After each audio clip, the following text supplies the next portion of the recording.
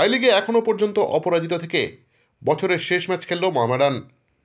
Super কাপে খেলবে না সাদা কালো, ফলত 1 মাসের বিরতি রয়েছে আই লিগের দ্বিতীয় লেগের নামার আগে। লিগ তালিকায় অন্য দলগুলির থেকে পরিষ্কার 7 পয়েন্টে এগিয়ে মোহামেডান স্পোর্টিং।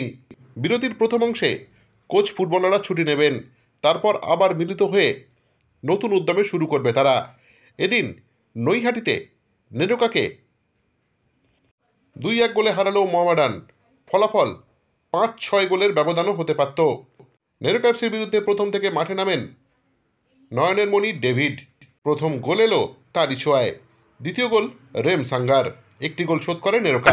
আমাদের টিম প্লেয়াররা খেলেছে সেই অনুযায়ী man of the match opponent টিমের গোলকিপার হচ্ছে, এত সেভ করেছে, না হলে 5-6 গোলের result.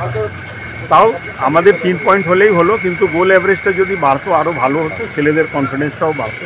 Day by day improve করছে। এখন আমরা যে এতে যে পজিশনে এখন 7 পয়েন্টের ডিফারেন্স আমরা রয়েছি। আশা করছি আগামী দিনও যেভাবে ম্যাচ খেলছে, প্লেয়াররা যেভাবে খেলছে, ধাপে ধাপে এইভাবে স্লোলি অ্যান্ড স্টাডি যেতে গেলে আমাদের লক্ষ্য যেটা আছে আমরা সফল করতে পারবো। 27 পয়েন্ট নিয়ে আমরা এখন লিগের টপে এবং 7 পয়েন্ট অ্যাহেড আছি অন্য টিমের থেকে।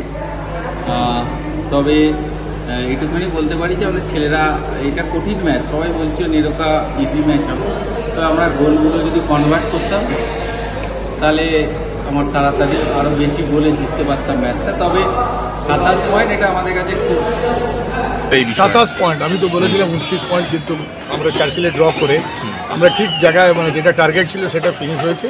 এবারে ব্রেকের পরে যখন শুরু হবে, আবার নতুন করে শুরু হবে এক্সট্রা টাইম।